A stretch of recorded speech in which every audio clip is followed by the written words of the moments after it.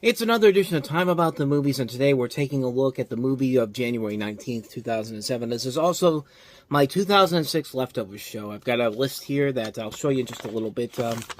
But let's go ahead, and before we get to that, let's talk about the biggest new release of the weekend, if you even want to call it that. It's the remake of the classic horror cult classic, The Hitcher.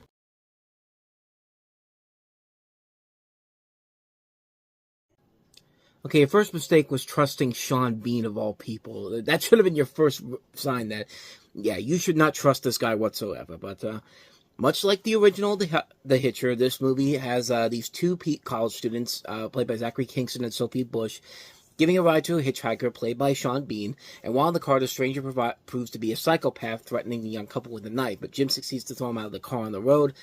The next morning, the young couple sees John in another car with a family, and while trying to advise the driver that the man is dangerous, they have an accident. And while walking on the road, they find the whole family stabbed in the car, and John sees that the driver is still alive.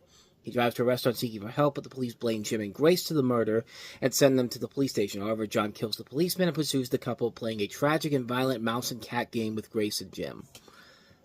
I mean, straightforward, it's pretty much just the original Hitcher, except much stupider, and has nothing of value to it whatsoever, except it's got younger people in there, names you might recognize if you watch One Tree Hill on the WB, and yeah, if you even know if you knew who Sean Bean was. But this is just a really bad remake of a silly but fun cult classic film with Rutger Hauer, C. Thomas Howell, and Jennifer Jason Leigh. I mean, the original works because it was made in that time when they didn't mind bad reviews. They didn't mind the fact that they weren't going to make the greatest movie ever. As long as they were entertaining the audience that they were going for, it was all going to be fine and dandy. But here, this is a movie with a much bigger budget. You got a big studio behind it. You got Michael Bay behind it, who thought that, hey, I made Texas Chainsaw Massacre successful, so I should be able to do this to all the classic horror movies. And if Texas Chainsaw Massacre at the beginning was the proof of that, yeah, not a good sign whatsoever. And the problem is,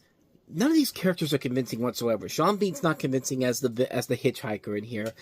Sophie Bush and Zachary Knighton are your typical lackluster, mediocre kids in peril, if you will, because they're college students, so technically they are kids, but not by that much. But even the kills in this movie aren't really that impressive. There's nothing of value to the film whatsoever.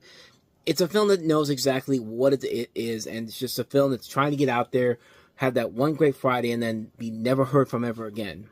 Seriously, do you know anybody who ever remembers this movie ever since it came out? No, of course you haven't. Nobody has. So yeah, we can be quick on this one. The Hitcher sucks. Yeah, avoid it like the plague. So let's get to the good stuff finally. Let's get to my 2006 Leftovers. And if you're wondering why this is a crumpled up piece of paper, yeah, I accidentally threw this paper out before I realized I forgot to record this, today.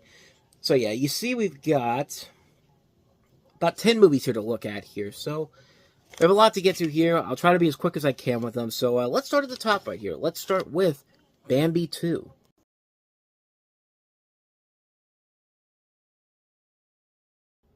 Well, you want to talk about one of the biggest surprises in a long, long time. Who would have thought we'd ever see a Bambi 2?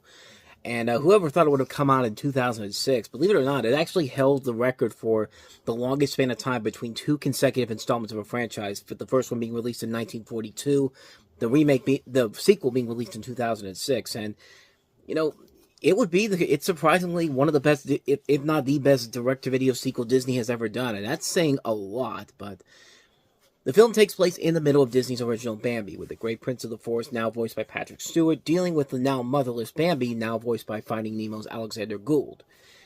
And I've said in the past that Bambi's my favorite movie of all time, but the one thing I always say about that movie that I really don't like is the transition between the death of Bambi's mother and then it cutting to a happy springtime setting. It ticks me off every time I watch that movie. This is a film that perfectly bridges that gap. It could have easily worked in the original film. It literally starts off right after Bambi's mother dies and shows the aftermath of the event, and by the end of the film, it's ending on a much more positive note that would have been more perfect to cut back into the original film. I've said before, like, if you stopped it right at the original film, right at the 43-minute mark, and then go to Bambi 2, it works out better. And I've tried it before. It blends together so much better when you do just that. When you have this tragic scene where Bambi's mother gets shot and killed, and then immediately it cuts to these happy little springtime birds, like, it just it just really irks me a lot when that happened in the original movie. But when put these two together, it just works together so well. It just perfectly meshes very, very well. On top of that, the animation is incredible. Like, it's amazing that this didn't get a theatrical release by Disney, because they were putting animated movies like this on the big screen. I mean, they did it with the Winnie the Pooh movies. They did it with the Jungle Book 2, Return to Neverland. So really, it wouldn't have been out of the complete realm of possibility for this to get a theatrical release. In fact, I actually think it did internationally. I can't remember where it was, but I think it did get an international theatrical release. And like I said, it would have been really something if this would have gotten on the big screen in 2006. That would have been really, really impressive. But this is a great movie. I love this movie a lot. The story works really well. Both Stewart and Gold fit these roles very well. You do buy the father-son dynamic that they have in here. It runs at a good enough pace.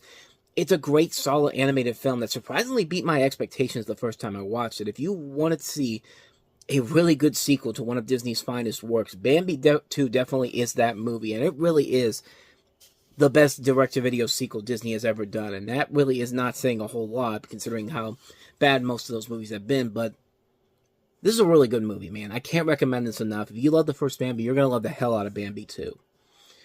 So with that said, let us go ahead and move on to the movie that was supposed to do last year, but I completely forgot about it. Let's finally talk about Hoodwink.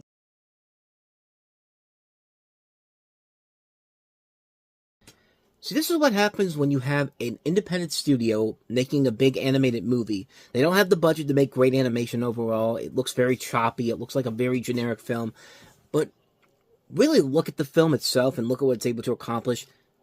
You have a really damn good movie. And Hoodwink is one of those big surprises that really came out of nowhere. It's just like, where the hell did this come from? So in the movie, the candy recipes of the goodie shops have been stolen by the Goodie Bandit, and many animals are out of business. While the police are chasing the criminal, there's a mess at Granny's house involving Little Red Riding Hood, the wolf, the woodsman, and Granny, disturbing the peace in the forest. They're all arrested by the impatient Chief Grizzly. Detective Nicky Flipper is in charge of the investigation, and each accused gives his or her own version of the incident, and Flipper uses this information to disclose the identity of the evil Goodie Bandits. And yeah, it's not a very good concept overall. It's a film that's clearly trying to rip off Shrek in a number of different ways, but not completely rip it off. This is a movie that does the complete opposite of what Happily Never After did, a movie we talked about a couple weeks ago. But this film does this in a way where it actually does it very cleverly. It does it very smartly. It's very funny. And a lot of it comes from the writing. You could tell the writers of this movie put more of their effort into the writing in this, the voice casting in here, because there's an impressive voice cast. Anne Hathaway as Little Red Riding Hood, Glenn Close as Granny, Jim Belushi as the Woodsman, Patrick Warburton as the Wolf, Anthony Anderson, David Ogden Stiers, Exhibit, Andy Dick, Chaz Palminteri. I mean, really, really good cast overall in here. You could tell the people who made this movie clearly wanted to make something that wasn't just a knockoff movie. They didn't want a repeat of Valiant. They didn't want a repeat of Happily Never After. They wanted to make a movie that really felt like something new and different. And the only thing that's holding it back is the animation. And the fact that the animation looks very choppy and looks occasionally very stop-motion-y at times, because I think that's what they said before when I read about this, was that this was actually one of the earliest animated films to be completed independently funded, and so basically gave the filmmakers creative control of whatever they wanted to do, but it also didn't help that the budget was very much restrained down, so there really isn't enough there to, like, give the animation the bigger budget that it deserves. But like I said, the movie works mostly because of everything else. The writing is very good. The comedy is really funny at times. The voice work is top-notch. I mean, everything else about this movie is great. It's a funny movie. It's very slick. It's very clever. It's really enjoyable. It is one of the biggest surprises I've seen in a long, long time. And Hoodwink was one of those lightning-in-a-bottle moments for the Weinstein Company. They picked it up, became a massive hit, and unfortunately, every other family film they had at that following this, almost all of them, did not pan out well, and most of them were pretty terrible. Most of them. I mean, they did release the first Paddington to theaters, so there is that. But yeah, this is one of their other better animated films. It's a film that is terrible on the animation front, but everything else is just pitch perfect. It's a lot of fun. What more can you say? Hoodwink is really enjoyable. Definitely give it a watch. So, with that said, let's move on to our next movie. The first of a series of films that introduced a series of new stars to the world, High School Musical.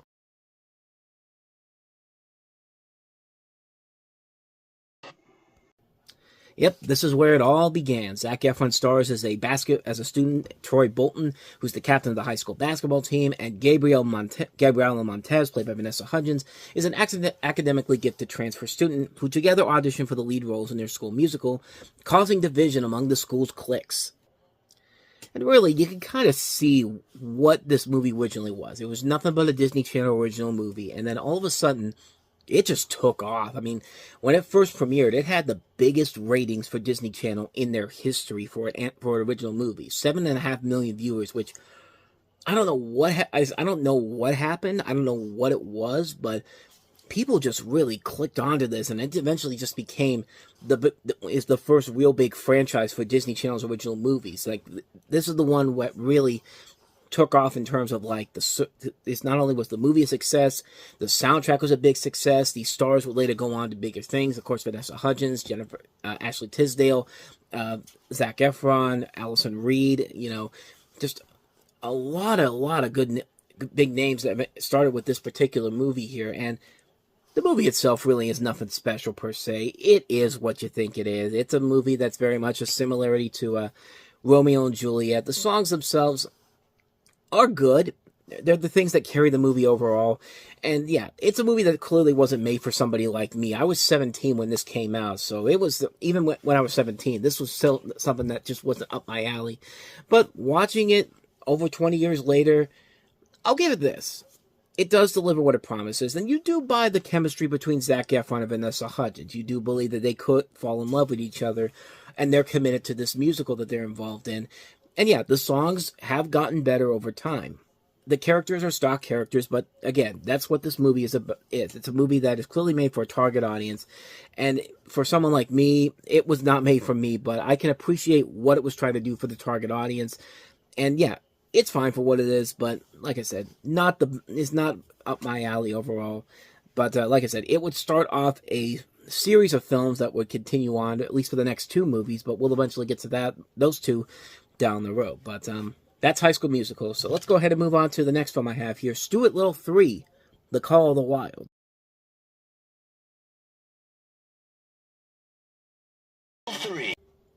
See, here's an example of why the hoodwink formula can't work on every animated movie. Case in point, why was Stuart Little 3 CG animated? I mean, Stuart Little 2 was not that old. It was still only about 4 years old at this point. And I mean, they did an animated TV series, a 2D animated series for HBO that could have been, you could have gone that right, but no, you not only went with CG animation, but you went with the worst choppy CG animation ever with this. And I haven't even told you what the plot of the movie is, because really, do you care about that plot at this point? In the film, Stuart and his friends spend their summer vacation in a cabin near Lake Garland. During the vacation, Stuart befriends a smooth-talking anthropomorphic skunk named Rico, and a mysterious beast takes the family cat Snowbell. Michael J. Fox, Gina Davis, and Hugh Laurie reprise their roles from the original film. It's bad when you can't even get Nathan Lane, Jonathan Lipnicki, or Steve Zahn to come back for this. I mean, you got an Academy Award winning actress and the guy who was playing it big as Dr. House on House at the time. I mean, they were able to come back, but you couldn't get Nathan Lane, Jonathan Lipnicki, and Steve Zahn to come back. What were they doing in 2006? Honestly. But like I said, it is what it is, and it's not a good movie per se. The first two movies are at least fun. They're good live action movies. They do a good job of creating a universe with these characters that you want to get behind. But you could just tell this movie was chopped and made up for a quick cash grab. The CG looked terrible. The writing isn't that sharp. The new characters are not that great either. What do you want me to say, man? It's a mess of a film. Just avoid it. Avoid it like the plague. So. We'll get back to some more bad direct-to-video movies in just a little bit here, but let's talk about Michael Keaton in Game 6.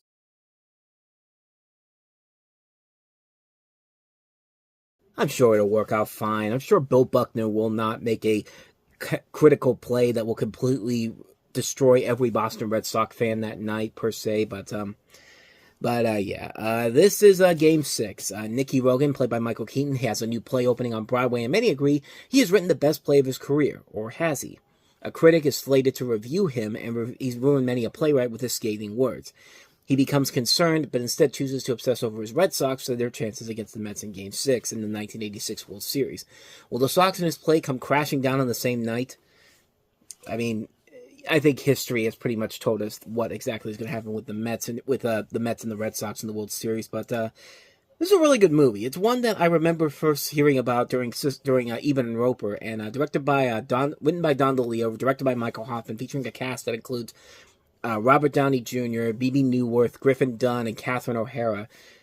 This is a great little underrated film. It's a film that not a lot of people really talk about all that much because it kind of came and went, but it was a movie I really wanted to see because I saw it on Eben and Roper, and I just got so invested by it, and I wanted to see it because I like Michael Keaton a lot. And yeah, it's a really good movie. It's an engaging character study on this character Michael Keaton plays. He's also got like a parasite in his head, which surely doesn't remind you of anybody who's about to become a critical part of the White House later. But all that aside, but yeah, the movie itself really is good. It's a really impressively put together film.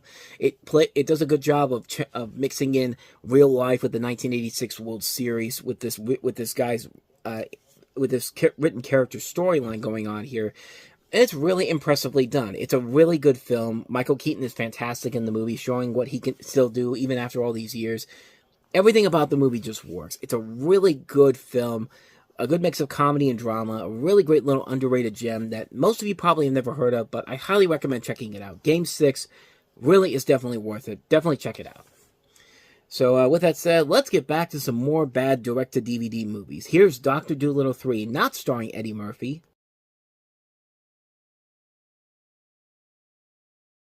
Dr. Dolittle 3.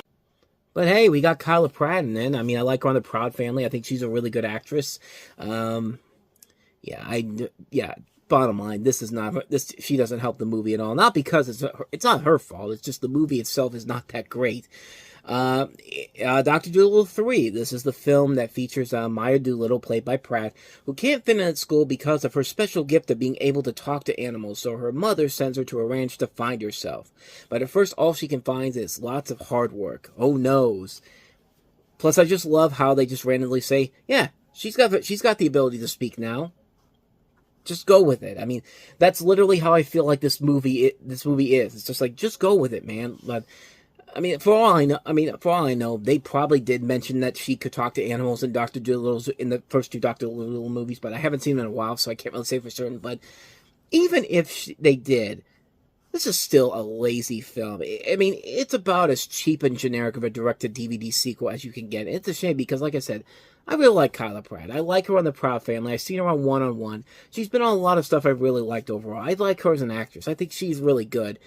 And a movie about her using those special abilities to talk to animals could be funny, but you could just tell there was no effort being put into it. It's half-assed effort, if at the most. It was never meant to be seen on the same caliber as the previous Eddie Murphy movies, and it's just existing on the name recognition of the title, and that's it. And it's funny because I stopped that trailer there, and it said, coming soon only to theaters. It's just like, bitch, please. You had no intentions of putting this in theaters at all. Like, you really thought you were going to sucker people into this movie with not a whole lot of name recognition, without Eddie Murphy in there. I mean, Norm Macdonald is back in here, but even then, even Norm Macdonald can only do so much to save your movie, and here, it's just not enough here. The movie is just a mess. Yeah, just avoid it. Yeah, I feel bad for the people involved here, because they deserve so much better. But how about a good direct-to-video movie now? Here's a good direct-to-video movie, this time from Disney, Leroy and Stitch.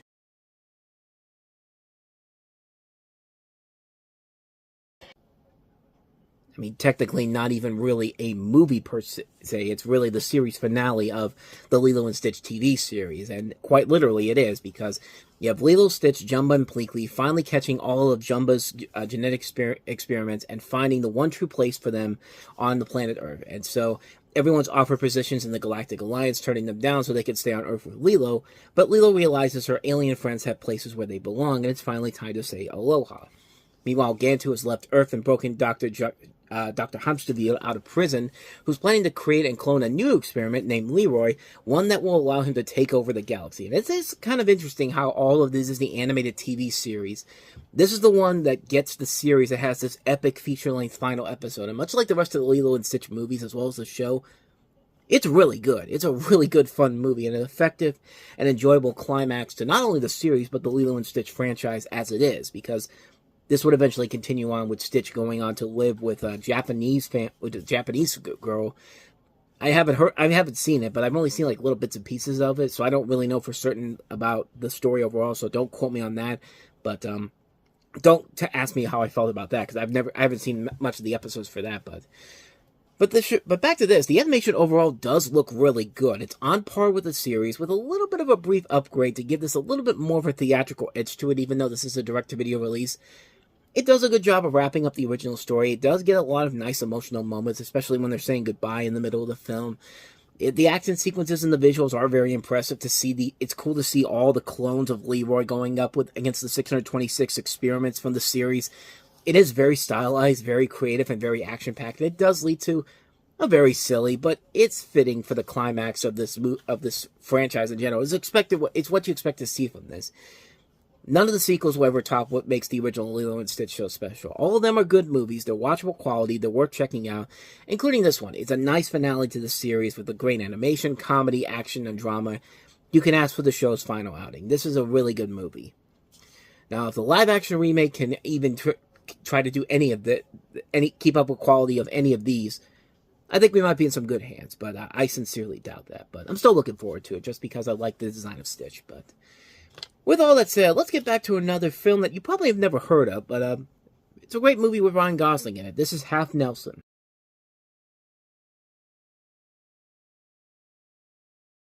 So in the film, Ryan Gosling plays an inner-city middle school teacher who forms a friendship with a student played by Sharika Epps after she discovers that he has a drug habit.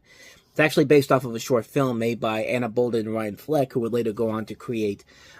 They would also be. They did. What was the movie they did? Because they worked on Captain Marvel. That's what you probably know most for. But they did stuff like I've got it right here. Sugar. Which one was that? Was that the one with Ashton Kutcher in it, or no? That was something else. There was another movie that had a similar title to that with Ashton Kutcher in it. But after that, they did It's Kind of a Funny Story, and that was a film that I only remember a little bit from when I saw it back in the day.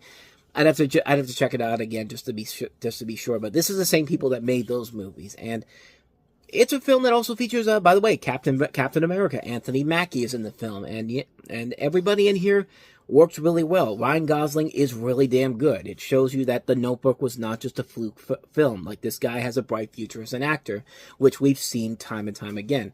It was actually the first time he's ever been nominated for an Oscar, too. He was nominated for Best Actor in this movie. So it's a film that probably should have been more well-known, but it quickly came and went. Not really a lot of people remember it, per se, but it is a really good movie. It's an impressive film that shows you the acting capabilities of Ryan Gosling as a whole. It shows you what he can do as an actor, and he's fantastic in the film. It's a great character study. It's a great, interesting storyline. It's a really impressive film, one I highly recommend checking out. Half Nelson. Now let's get back to some crap again. Here's another Disney direct-to-video sequel that's definitely not as good as some of the other ones we've talked about already. Brother Bear 2.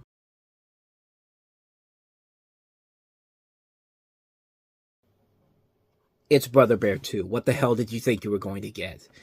In this movie, the adventures of Bear brothers Kenai and Cody continue. On the first film dealt with Kenai's relationship with Coda, this one focuses more on his bond with a young human named Nita, played by Mandy Moore.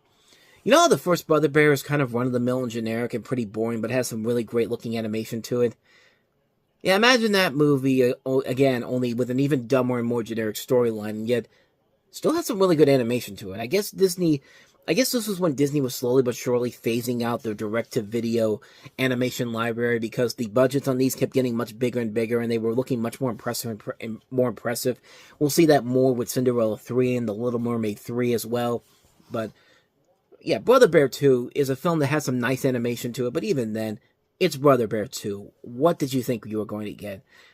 At least with the first movie, you could tell there was at least some effort being put into it story-wise. Most of the effort seemed to come from the animation again on that one, but here, this is another one of those examples of sleepwalking through a project and just doing this for nothing else but to make a quick buck. I mean, it's nothing but a bad cliched riddle jokes that have been done much better in other movies. A story that just sucks all the way through. It tries to trick you with these gorgeous scenes of animation, but even then, it's still not worth it in the end. If you really want to see either one of these movies, just watch the first one and just be done with it. You're not going to get much out of it, but it's certainly a lot better than having to sit through Brother Bear 2. So yeah, let's go ahead and wrap this up on a much more positive note. probably one of the most criminally underrated direct-to-video movies that came out around this time, and one of the greatest underrated Christmas specials ever. Bah Humduck, A Looney Tunes Christmas.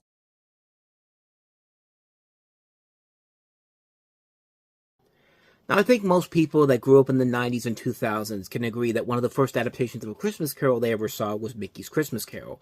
And yeah, it still holds a place with them in their hearts, and rightfully so. It's great.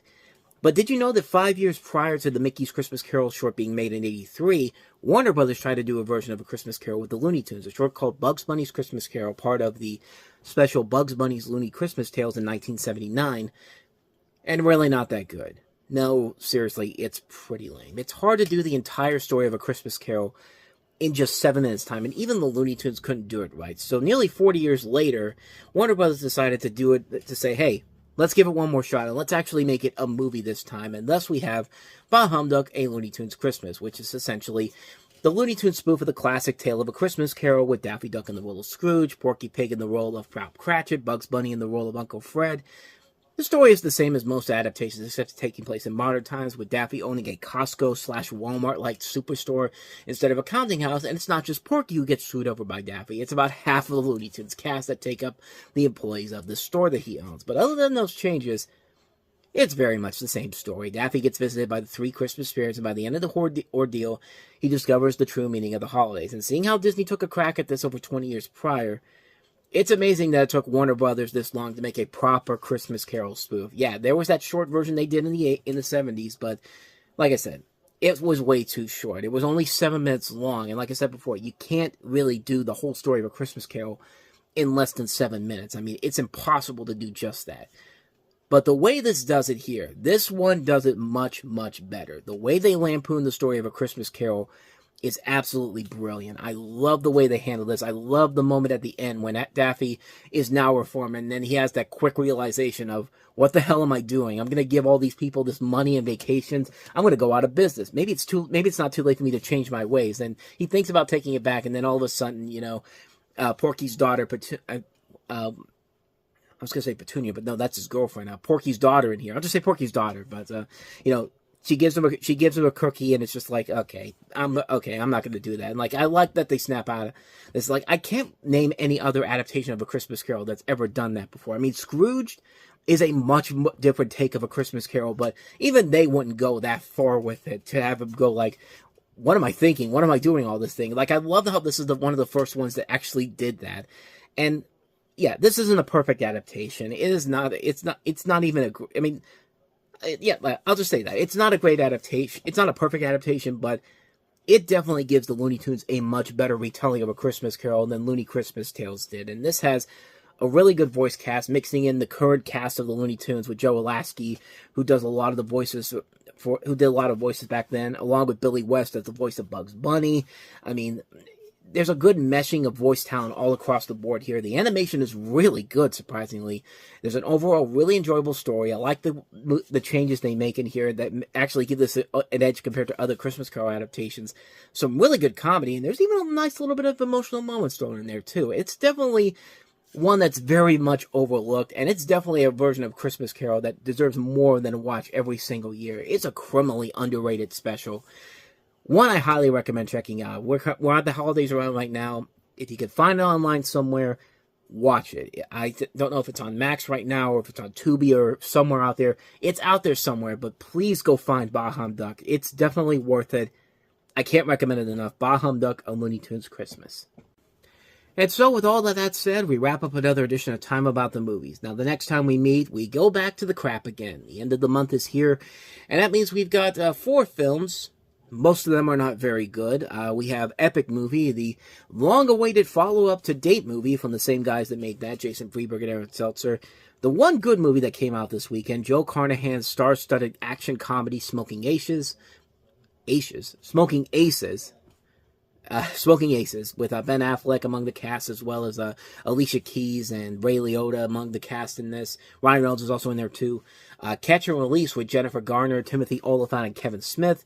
And Blood and Chocolate, which is, I guess, an underworld type of film, except this time focusing fully on werewolves. But yeah, it's a weird movie. But we'll talk about those 4 movies on the next episode. That'll be coming up tomorrow. But until then, Thank you so much for watching. And if you want to see more videos like this, please hit the playlist on the next page. Check out the previous episode. Also, don't forget to hit the like, subscribe, and notification button. And also hit the bell because you get updates on when new videos come out and we post here every day.